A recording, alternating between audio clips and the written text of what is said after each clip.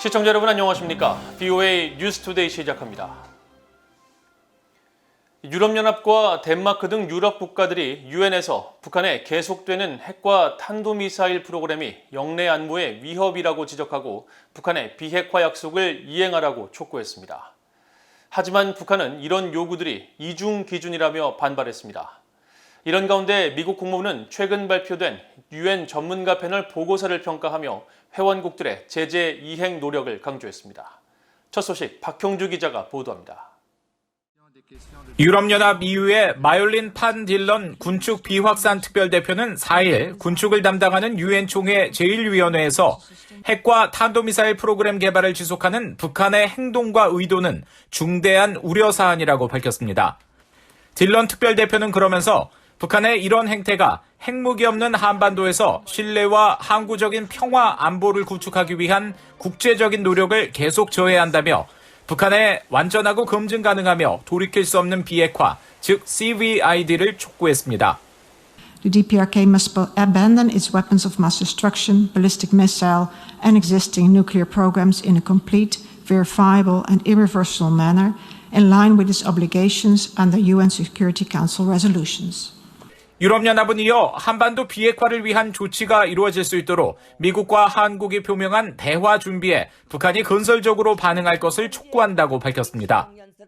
덴마크 유엔 대표부의 마리 루이스 베그테르 부대표는 이날 회의에서 한반도의 발전이 여전히 영내 평화의 핵심이라면서 북한의 계속되는 핵과 탄도미사일 프로그램 개발이 최대 우려사안이라고 강조했습니다.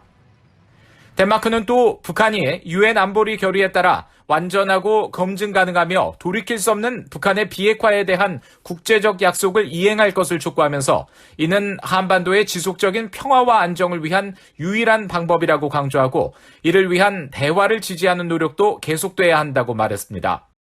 스웨덴은 북한의 핵과 미사일 프로그램이 국제 핵 비확산 체제에 중대한 위협이라는 점을 지적하면서 북한의 CVID에 대한 약속을 공식화할 것을 촉구했습니다.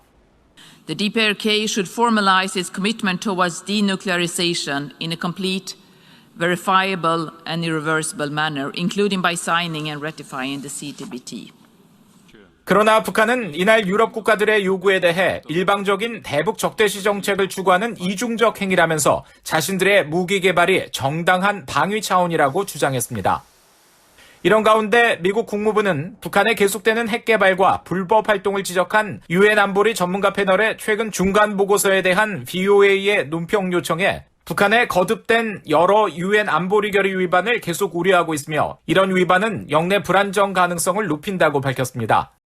또 이번 보고서는 특정 유엔 회원국들이 자국 영토 내에서 제재 회피 활동이 전개되도록 계속 용인하고 있다는 점을 보여주고 있다면서 특히 중국과 러시아가 두드러지게 이를 용인하고 있는 점에 주목한다고 말했습니다. 국무부는 그러면서 모든 유엔 회원국들이 유엔 안보리의 대북 결의를 완전히 이행하기 위해 더욱 노력해야 한다면서 미국은 한반도의 완전한 비핵화 목표를 위해 유엔을 비롯해 동맹과 파트너들과 계속 긴밀히 조율할 것이라고 말했습니다. BOA 뉴스 박형주입니다. 기시다 후미오 일본 총리 취임 이후 일본 정부 내각이 새로 구성된 가운데 일본의 새 정부는 북한 위협 등에 대응해 미일 동맹을 더욱 강화하는 방안을 모색할 것이라고 모테기 도시미스 일본 외무상이 밝혔습니다. 기시다 정부 내각에서 외무상에 유임된 모테기 도시미스 외무상은 5일 새 내각 출범과 관련한 기자회견을 통해 일본은 최근 북한의 계속되는 핵과 미사일 활동과 중국의 일방적인 현상 변경 시도 등 영내 안보 환경에 심각한 우려를 갖고 있다면서 자유롭고 열린 인도태평양 지역의 발전을 위해 일본 외교안보의 기축인 미일 동맹 강화 노력을 더욱 증진시켜 나갈 것이라고 강조했습니다.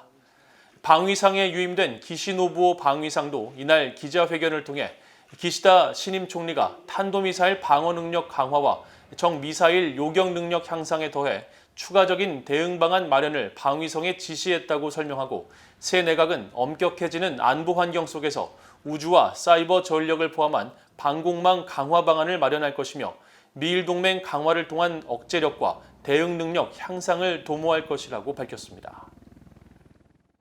한국의 대중문화 등 소프트 파워는 북한을 서서히 변화시킬 힘이 있다고 미국 내 전문가들이 밝혔습니다.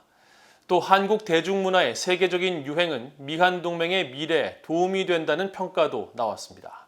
김영규 기자가 전해드립니다. 대중문화 등을 중심으로 한 연성 권력, 소프트 파워의 개념을 고안한 조셉 나이 하버드대 케네디 스쿨 석좌 교수는 5일 미국 워싱턴의 전략국제문제연구소 CSIS가 주최한 화상 간담회에서 소프트 파워는 국가의 규모와 상관없이 매력을 발휘할 수 있는 것이라고 강조했습니다. Remember, soft power is not necessarily correlated with size. You can be very big and not very attractive. And alternatively, you could be very small and very attractive. So I define soft power as the ability to get what you want through attraction rather than coercion or payment. 미국 국방부 국제안보 담당 차관보를 지낸 나이 석좌 교수는 그러면서 현재 전 세계적으로 유행하고 있는 넷플릭스의 오징어 게임을 사례로 들면서 이 같은 한국의 소프트 파워가 북한 정권의 정책을 바꾸지는 못하겠지만 장기적으로 북한 주민들에게 영향을 미칠 수 있다고 강조했습니다. Kim Jong-il loved films, loved Western films. It didn't affect his policies much.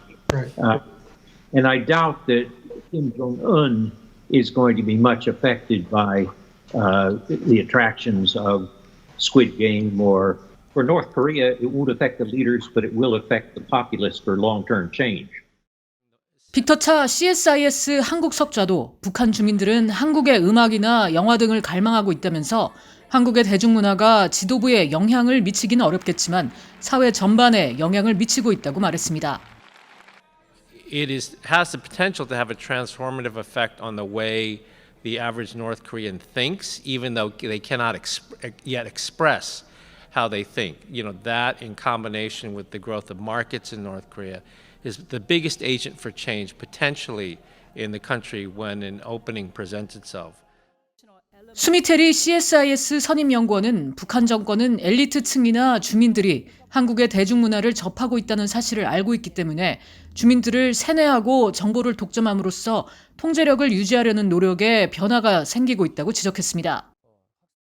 That's really changing because the elites and the ordinary citizens are already watching South Korean dramas and listening to K-pop. Maybe they have watched Squid Game. So it is really chipping away at the regime myth in the North. So I do think that soft power has amorphous, it might be amorphous, but it does have a real power and it can be a force for greater freedom. 빅터차 석좌는 한국의 TV쇼와 음악 등 대중문화의 인기로 지금은 일반 미국인들도 한국에 관심을 가지게 된 시기라면서 한국이 소프트 파워를 미국과의 외교에 연결시킬 수 있는 방법은 미국의 젊은 세대가 한국에 대해 보이는 풀뿌리 관심을 평생 이어질 우정과 지지로 바꾸는 일이라고 지적했습니다. 그러면서 미국 내 한국 대중문화의 인기가 미한 동맹을 강화하는 데 도움이 될 것으로 내다봤습니다. VOA 뉴스 김현규입니다. 미국의 차기 미사일 방어는 북한과 같은 적국들의 미래 위협에 대응하는 데 중점을 둬야 한다고 워싱턴의 민간 연구단체인 헤리티지 재단이 보고서를 통해 제언했습니다. 헤리티지 재단의 패티 제인 갤러 정책 분석가는 4일 정책 분석과 제언을 담은 이슈 보고를 통해 지난 2019년부터 미국의 적국들은 미사일 무기고를 늘리고 새로운 순항미사일과 극초음속 미사일 역량을 배치하고 있다며 북한을 첫 번째 사례로 꼽고 특히 북한은 미국을 표적으로 삼을 수 있고 미국의 미사일 방어망도 뚫을 수 있는 대륙간 탄도미사일 ICBM 프로그램을 진전시키고 있다고 지적했습니다. 또 북한은 최근 지상 기반 탄도미사일뿐 아니라 해상 기반 탄도미사일과 함께 잠정적으로는 극초음속 미사일도 실험했다며 이런 미사일은 한국에 배출된 고고도 미사일 방어체계 즉 사드와 같은 미국의 영내 미사일 방어도 뚫을 수 있다고 분석했습니다. 이어 미국의 차기 미사일 방어는 모든 미사일 위협을 탐지하고 추적할 수 있는 역량을 진전시키고 미국 본토에 대한 불량 국가의 위협을 능가하는 정책을 유지해야 한다면서 북한 같은 불량 국가들의 위협을 능가하기 위해 바이든 정부는 2028년 초기 인도 예정인 차세대 요격기 NGI 프로그램을 지속해야 한다고 강조했습니다. 북한의 지난 7, 8월 농작물 작황이 전반적으로 악화돼 평년 수준에 미치지 못하면서 올해 곡물 수확도 부정적인 영향을 미칠 것이라는 전망이 나왔습니다. 워싱턴의 민간 연구단체인 전략국제문제연구소 CSIS의 한반도 전문 웹사이트 분단을 넘어서는 4일 북한의 농업 상황을 평가한 보고서를 통해 위성사진의 적색 파장과 근적외선 파장을 이용한 정규 식생지수 NDVI 산출법으로 7, 8월 사이 북한의 농작물 상태를 분석한 결과 일부 지역에서 작황이 급격히 감소하는 등 전반적으로 상태가 악화됐다고 밝혔습니다. 이어 이 기간에 자강도와 강원도, 라선, 양강도 지역의 농작물 가운데 60% 이상이 최하급인 불량과 부실 상태로 나타났으며 북한의 곡창지대인 황해남북도와 평양도, 가뭄 등으로 8월 중순 농작물 상태가 전반적으로 저하됐다고 설명했습니다. 그러면서 북한이 아직 기근 위기 상황은 아니지만 지난해 낮은 수확량과 홍수로 인한 북동부 지역의 농작물 피해와 철도망 등 수송 시설 타격으로 불안정한 식량 상황이 더 악화될 수 있다고 경고했습니다. 이상으로 BOA 뉴스투데이를 모두 마칩니다. 시청해주신 여러분 고맙습니다.